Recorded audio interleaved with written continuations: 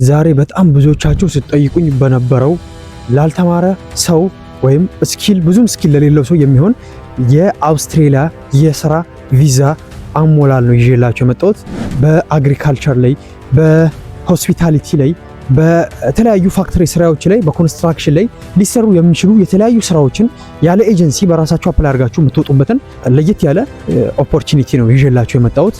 ይህ እድል ደግሞ ዳማ ተብሎ ይጠራል። ዳማ ምንድነው ከተባለ ዳማ ማለት በአውስትራሊያን ጋቨርንመንት እና በአውስትራሊያ ውስጥ ባሉ ስቴቶች ወይም ሪጅኖች መካከል የሚደረግ አግሪመንት ሲሆን ሁሉም የአውስትራሊያ ሪጅኖች ግን ዳማ አላቸው ማለት አይደለም። ማለት አኑዋል ሳላሪ ኦፍ ከ69000 እስከ 85000 ዶላር።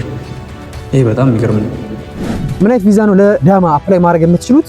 ቴምፖራሪ ስኪል ሾርቴጅ ቪዛ የተባለ አለ ወይም ሰብ ክላስ 484። ሰላም የጆቫኒ ፎሪት ቤተሰቦች፣ ዛሬ በጣም ብዙዎቻችሁ ስትጠይቁኝ በነበረው ላልተማረ ሰው ወይም ብዙም ስኪል ለሌለው ሰው የሚሆን የአውስትራሊያ የስራ ቪዛ አሞላል ነው ይዤላችሁ የመጣሁት እና ባለፈው ዕለት ከስኪል ማይግሬሽን በተባለ ፕሮግራም ስር የነበረ የአውስትራሊያ የስራ ፕሮሰስ ምን እንደሚመስል በዲቴል ቪዲዮ ሰርችላችኋለሁ። በጣም ብዙዎቻችሁ ወዳችሁታል። ብዙዎቻችሁ አፕላይ እያደረጋችሁ እንደሆነ ነግራችሁኛል እና እዛም ቪዲዮ ስር በጣም ብዙዎቻችሁ ስኪል ለሌለንስ እንዴት ነው ወደ አውስትራሊያ ልንሄድ የምንችለው ብላችሁ ጠይቃችሁኝ ነበረ። በዛም መሰረት ዛሬ የአውስትራሊያ ስኪል ለሌላቸው ሰዎች የሚሆን በአግሪካልቸር ላይ፣ በሆስፒታሊቲ ላይ፣ በተለያዩ ፋክተሪ ስራዎች ላይ፣ በኮንስትራክሽን ላይ ሊሰሩ የሚችሉ የተለያዩ ስራዎችን ያለ ኤጀንሲ በራሳችሁ አፕላይ አድርጋችሁ የምትወጡበትን ለየት ያለ ኦፖርቹኒቲ ነው ይዤላችሁ የመጣሁት እና ስለዚህ የአውስትራሊያ የስራ ቪዲዮ ከአፕሊኬሽን እስከ ቪዛ ፕሮሰስ እያንዳንዱን ዲቴል ስቴፕ ባይ ስቴፕ የምንመለከት ይሆናል።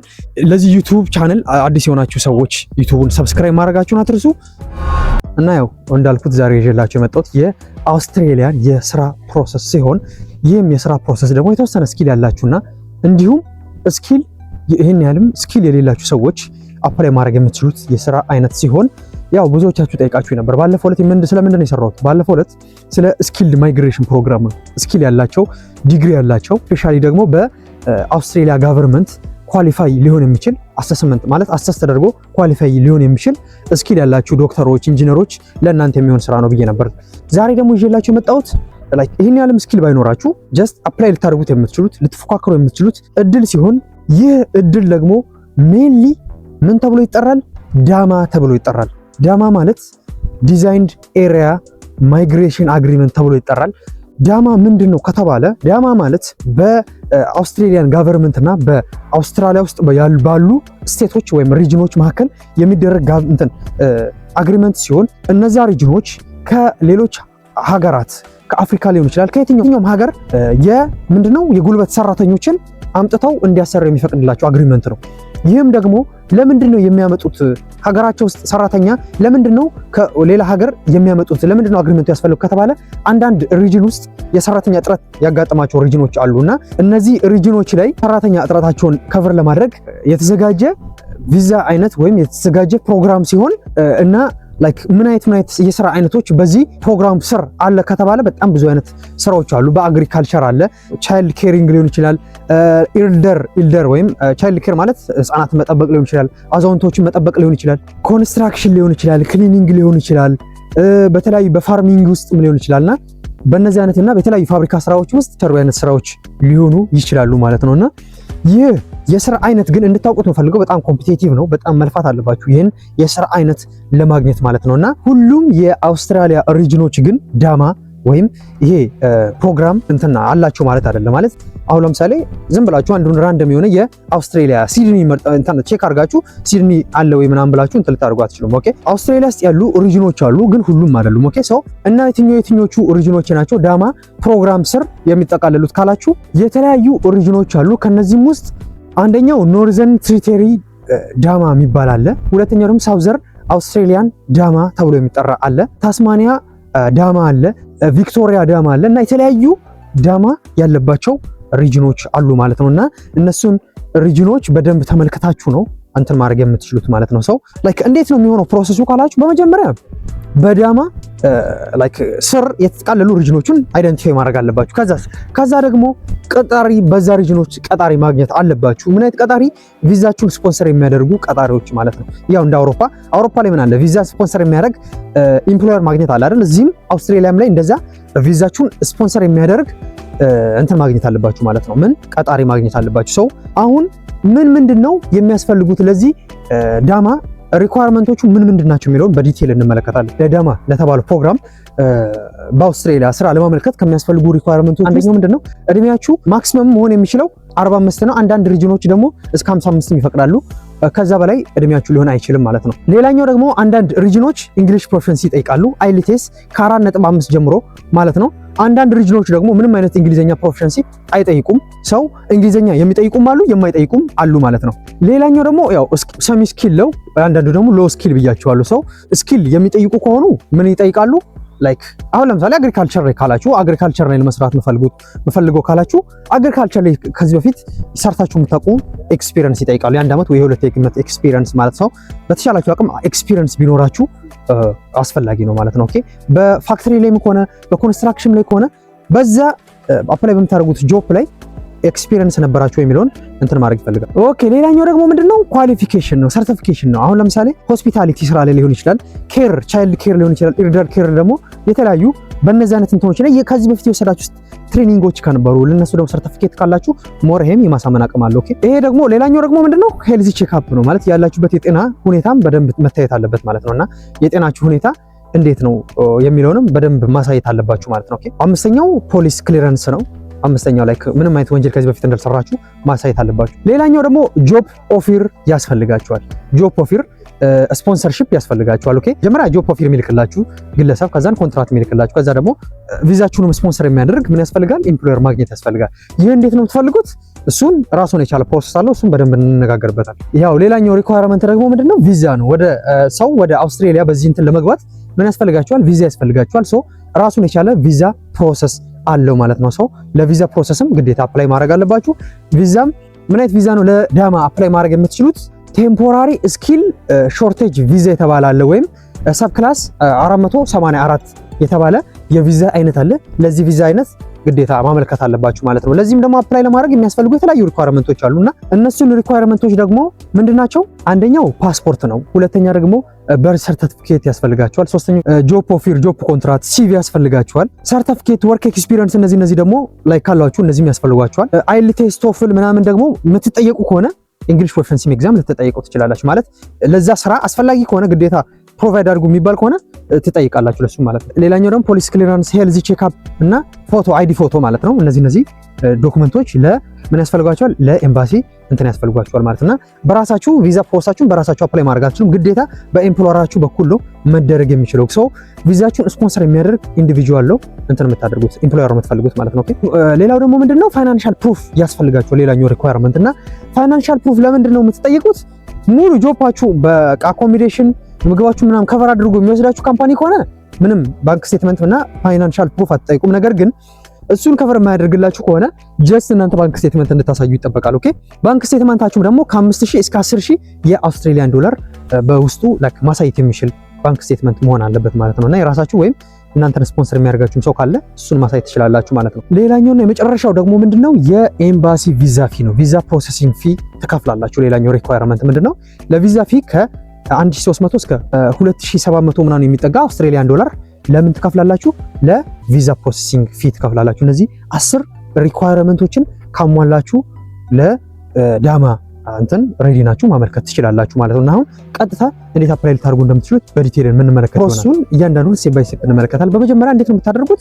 በመጀመሪያ ዳማ ያላቸው ሪጅኖችን ትመለከታላችሁ። ዳማ ያላቸውን ሪጅኖች ማለት ዳማ ፕሮግራም ስራ የሚጠቃለሉ ሪጅኖችን ለመመልከት ራሱን የቻለ ዌብሳይት አለ። እሱን ዌብሳይት ገብተን እንመለከታለን። አሁን ለዳማ አፕላይ ለማድረግ መጀመሪያ ምንድነው የምንመለከተው ዌብሳይት አለ። ምንድነው ይሄ ዌብሳይት? ሆም አፌርስ ነው። ጀስት የአውስትራሊያ ጋቨርንመንታል ዌብሳይት ሲሆን ጀስት ምንድነው ዳማ ውስጥ የሚጠቃልሉት ሪጅኖች እነማን ናቸው የሚለውን ለመለየት የምትጠቀሙበት ዌብሳይት ነው። እና ያው ስለ ዳማ እዚህ ጋር በዲቴል ይነግራችኋል። ቪዛ አይነቶቹን 482፣ 494 እና 186 እየተባሉ ይዘረዘራሉ የእንትኖች አይነት ማለት ነው። እና እነዚህ ወደ ስንት ዜር አር 13 ዳማ ኢን ፕሌስ ይላል እና ስንት 13 ሪጅኖች አሉ ማለት ነው ዳማ ውስጥ የሚጠቃለሉት እና እነዚህ በደንብ ማየት ትችላላችሁ። ኢስት ኪምብሬል ይላል፣ ግሬት ሳውዝ ኮስት፣ ኖርዘርን ትሪቴሪ፣ ኦራና እና በደንብ መመልከት ትችላላችሁ። ሳውዝ አውስትሬሊያን ሪጅን፣ ሳውዝ ዌስት ሰው እና ይህን ክሊክ እያደረጋችሁ በደንብ መመልከት ትችላላችሁ ማለት ነው እና ይህን ይመስላል ማለት ነው እና ስለ ዳማ በደንብ ማወቅ ሰው ከፈልጋችሁ እዚህ ውስጥ ገብታችሁ መመልከት ትችላላችሁ። እና እዚህ ጋር ዲዛይንድ ኤሪያ ማይግሬሽን አግሪመንት ብያችኋለሁ ዳማ ማለት ነው እና ይህንን ገብታችሁ በደንብ መመልከት ትችላላችሁ ማለት ነው እና የመጀመሪያ የምትመለከቱት ዌብሳይት ይሄ ሲሆን ኦኬ አሁን ላይክ ሪጅኑን ከለያችሁ በኋላ ምንድነው የምታደርጉት? እሱን ሪጅን ታርጌት አድርጋችሁ ስራ ኢምፕሎየር መፈለግ ይሆናል ሁለተኛው ስቴፕ። ሁለት ሰው ኢምፕሎየር እንዴት ነው የምናገኘው ካላችሁኝ 3 ዌብሳይቶች አሉ በጣም ኦፊሻል የሆኑ አሪፍ ዌብሳይቶች የዳማ ፕሮግራም ስር የሚጠቃለሉ ሪጅኖች ውስጥ የሚንትን ያለ ኢምፕሎየርን ቀጣሪ ለማግኘት የምትጠቀሙ 3 ዌብሳይቶች አሉ ስራ ለመፈለግ ማለት ነው። ከነሱም ውስጥ አንደኛው seek.com ተብሎ ይጠራል። እሱ አንደኛው ዌብሳይት ይሄ ሲሆን ሁለተኛው ሊንክድኢን ነው፣ ሶስተኛው ደግሞ ኢንዲድ ነው። እነዚህ 3 ዌብሳይቶች ተጠቅማችሁ ለስራ አፕላይ ማድረግ ትችላላችሁ። seek የአውስትራሊያ በጣም ኦፊሻል የሆነ ዌብሳይት ሲሆን እዚህ ዌብሳይት ላይ ገብቼ ስራን እንዴት እንደምትፈልጉ በዲቴል አሁን የምንመለከት ይሆናል። ስትፈልጉ ምን ብላችሁ ነው ኪወርዳችሁ መሆን ያለበት ቪዛ ስፖንሰር ወይም ዳማ ወርክ ወይም ዳማ ጆብ ብላችሁ ወይም ሪጂናል ስፖንሰርሺፕ አውስትራሊያ ብላችሁ እነዚህ ቃላት ኪወርዶች ሰርች ብታደርጉ ከፍተኛ የዳማን ስራ ለማግኘት ይረዳችኋል ማለት ነው። ኦኬ ሁሉም ሲክ ላይ የሚለቀቁ የአውስትራሊያ ስራዎች ዳማ ናችሁ ማለት አይደለም። ኦኬ በዳማ ስር የሚጠቃልለው ናችሁ ማለት አይደለም። ስራ ለመፈለግ ደግሞ የምትጠቀሙት ዌብሳይት ምን ተብሎ ይጠራል? ያው 3 ዘርዘር የላችኋለሁ። ከነሱም ውስጥ ሲክ የተባለው በጣም አሪፍ የሆነ ዌብሳይት ነው እና ሲክ ዌብሳይቱን ስከፍቱት ፊት ለፊቱ ይህን ይመስላል ማለት ነው እና ጀስት ይህን ይመስላል ዌብሳይቱን ስከፍቱት እና ምን ብያቸዋለሁ ቅድም ያው ዌብሳይቱን ትመለከታላችሁ። ሎጊን አድርጎ የሚላችሁ ከሆነ ሎጊን ታደርጋላችሁ። እኔ ቅድም ሎጊን አድርገው የነበርና ሰው ምንድነው የምታደርጉት? ትመጡና ኪወርድ እዚህ ጋር ትጽፋላችሁ። ምን ብያቸዋለሁ? በዳማ ስር የሚጠቃለሉ ስራዎችን ነው የምትፈልጉት ብያቸዋለሁ። ስለዚህ ዳማ ጆብ ብላችሁ ሰርች ታደርጋላችሁ። ዳማ ያው ዳማ ቪዛ የሚል መጣልኝ። ዳማ ቪዛ ብዬ ክሊክ አድርገዋለሁ። ከዛስ ገና ስከፍተው ፊት ለፊት ምን መጣልኝ? ዳሜል ክሊኒንግ የሚል መጣልኝ ማለት ነው። ምን ይላል? ፉል ታይም ፖዚሽን ዊዝን ዘ ኮሜርሻል ክሊኒንግ ኢንዱስትሪ ቤዝድ ኦን ዘ ካራት አኑዋል ሳላሪ ኦፍ ከ69000 እስከ 85000 ዶላር። ይሄ በጣም የሚገርም ነው እና ኤንድ ፖቴንሻል ዳማ ቪዛ ስፖንሰርሺፕ ዳማ ቪዛ ስፖንሰርሺፕ የሚጠቃለልበት የስራ አይነት ስለሆነ ይህን ተጠቅማችሁ አፕላይ ማድረግ ትችላላችሁ ለዚህ ስራ ማለት ነው። ሶ ክሊክ ታደርጉታላችሁ።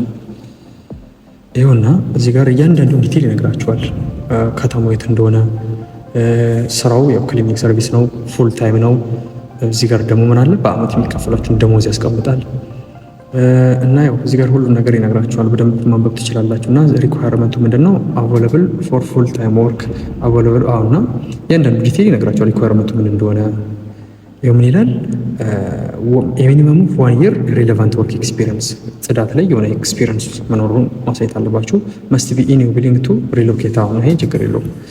እና ዘ ፖዚሽን ደግሞ እያንዳንዱ ዲቴል እዚህ ጋር ይነግራችኋል። እሱም በደንብ ማንበብ አለባችሁ። እና ሪስፖንሲቢሊቲያችሁ ይሄ ነው። ማጽዳት ይላችኋል። እንትን ቆሻሾች ማለት ቆሻሾችን እየሰበሰባችሁ ዲስፖዝ ማድረግ ምናምን። ስኪል ሪኳየርድ እነዚህ ናቸው። በቃ እነዚህ ስኪሎች ማካተት አለባችሁ ይላል። እና ስለ ጽዳቱ ምናምን እያንዳንዱ ዲቴል ለማወቅ እዚህ ውስጥ ገብታችሁ ቪዲዮ አለላችሁ ገብታችሁ እዩት ይላችኋል ማለት ነው። እና ያው ኦኬ ምን ይላል እዚህ ጋር?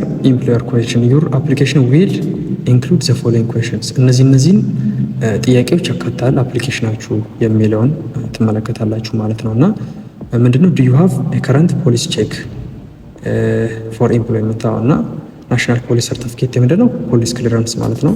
ስቴትመንት ቤዝ ዲስክራይብ እና እያንዳንዱን በቃ አር ዩ ዊሊንግ ቱ ሪሎኬት ምናምን ሃው ማኒ ኤክስፒሪየንስ አላችሁ፣ ዱ ዩ ሃቭ ኮሜርሻል ክሊኒንግ ኤክስፒሪየንስ። ይሄ እንደዚህ አይነት ጥያቄዎች ነው የምጠይቃችሁ።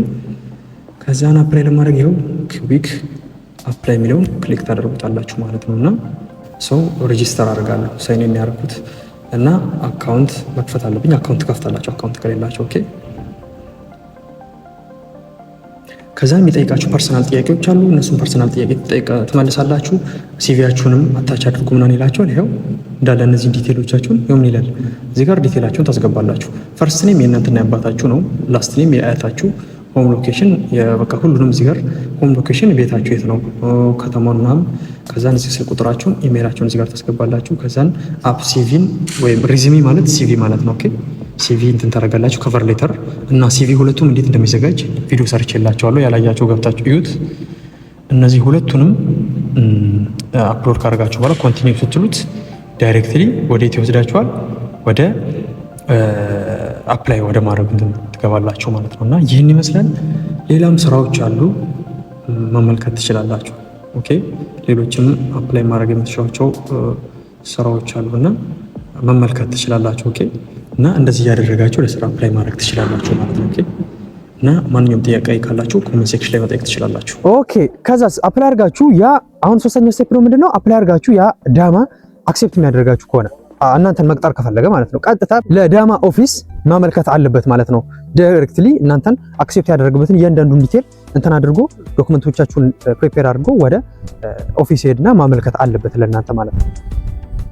ፕሮሰስ አድርገው አክሴፕት የሚያደርጓችሁ ከሆነ ምንድነው ቀጣይ የሚሆነው ለቪዛችሁ አፕላይ እንድታደርጉ ነው የሚጋብዟችሁ ማለት ነው። ኦኬ በመቀጠልም አራተኛው ስቴፕ ምንድነው የሚሆነው? ለቪዛ ማመልከት ነው የሚሆነው። ያው ቪዛ ታይፑ ቅድም እንደተናገርኩት ቴምፖራሪ ስኪል ሾርቴጅ ቪዛ ወይም ሰብክላስ 482 የተባለውን የቪዛ አይነት ታመለክታላችሁ ማለት ነውና ቀድም የነገርኳችሁን ዶክመንቶች እንዳለ አሟልታችሁ ለቪዛ የምታመለክቱ ይሆናል። እንዴት ቪዛ ለማመልከት ደግሞ የሚጠቀሙትን ዌብሳይት ቴሌግራም ቻናላችን ላይ እለቅላችኋለሁ። እስካሁን ሲዘረዘራችሁ ነበርቱን እያንዳንዱ ሊንክ ቴሌግራም ላይ እለቅላችኋለሁ። ቴሌግራማችን ላይ በሱ አማካኝነት አፕላይ ማድረግ ትችላላችሁ ማለት ነው። ጀስት አሁን ይሄንን ሳስረዳችሁ ምንድነው አሁን የምታደርጉት? ቀጥታ ምንድን ነው የምታደርጉት? ላይክ እስካሁን ሳወራ የነበረው ሙሉ ዶክመንታችሁን ፕሪፔር ታደርጋላችሁ። ከዛስ አሁን ለምሳሌ ኖርዘርን ዳማ ውስጥ የሚጠቃለሉ ፕሌሶችን ትፈልጋላችሁ፣ ሪጅኖችን ትፈልጋላችሁ። ለምሳሌ ኖርዘርን ትሪተሪ ብያችኋለሁ። እዛ ሪጅን ውስጥ አንድ ሬስቶራንት አገኛችሁበት። ከዛስ ያን ሬስቶራንት በምን አገኛችሁት? በሲክ አገኛችሁት። ከዛን ስትመለከቱት ቪዛ ስፖንሰር አደርጋለሁ ይላል። በዳማ ስር ነው የሚጠቃለለው። ይሄን ቼክ ካደረጋችሁ በኋላ ለዛ ምንድነው አፕላይ ታደርጋላችሁ ሪኳየርመንቱን በደንብ ተመልክታችሁ። ከዛስ ያ ሬስቶራንት እናንተን አክሴፕት የሚያደርጋችሁ ከሆነ አሁን ለምሳሌ ኪችን አሲስታንት ሊሆን ይችላል። አክሴፕት ካደረጋችሁ በኋላ ምንድነው በዳማ ኦፊስ ዳይሬክት ሄዶ አፕላይ ያደርጋል። ከዛስ ዳማ ኦፊስ አፕላይ ካደረገ በኋላ ፕሮሰስ ያደርጉት እናንተ ሙሉ ዶክመንታችሁን ይዛችሁ ለቪዛ አፕላይ የምታደርጉ ይሆናል ማለት ነው። ይሄ ነው ምንም ስትሬት ፎርዋርድ የሆነ ፕሮሰሱ ማለት ነው። ሰው ሙሉ የአውስትሬሊያ አንስኪልድ ወርክ ቪዛ ፕሮሰስ ይህን ይመስላል ማለት ነውና የከበዳችሁ ነገር ካለ ላይቭ ቲክቶክ ላይቭ ላይ እንገናኝ። ፐርሰናል ምናምን ጥያቄዎች ካላችሁ ኢንስታግራም ላይ ጻፉልኝ፣ ልመልስላችሁ ሞክራለሁ። እና ጀስት ምንድነው ሌላው ደግሞ ቴሌግራም ግሩፕም አለ። ሌሎች አፕላይ ከሚያደርጉ ሰዎች ጋር ለመገናኘት ከፈለጋችሁ ቴሌግራም ግሩፓችን ላይ እንገናኝ። እና ይሄ ነው። ሌላው ዩቲዩብ ቻናላችን ሰብስክራይብ ማድረጋችሁ ማትረሱ። ሙሉ ኮሚኒቲያችንን ተቀላቀሉ ማለት ፈልጋለሁ። ጆቫኒ ፎሪት በነፃ በራሳችሁ አፕላይ ማድረግ የሚችሉ ሰዎችን የሚፈጥር ኮሚኒቲ ሲሆን ይህን ኮሚኒቲ ያልተቀላቀላችሁ ሰዎች አሁኑ ተቀላቀሉ። በቀጣይ የምን ሀገር የስራ ፕሮሰስ ይሰራላችሁ በቀጣይ ቪዲዮ እስክንገናኝ ድረስ ወዳችኋለሁ፣ አከብራችኋለሁ። ይመቻችሁ ባይ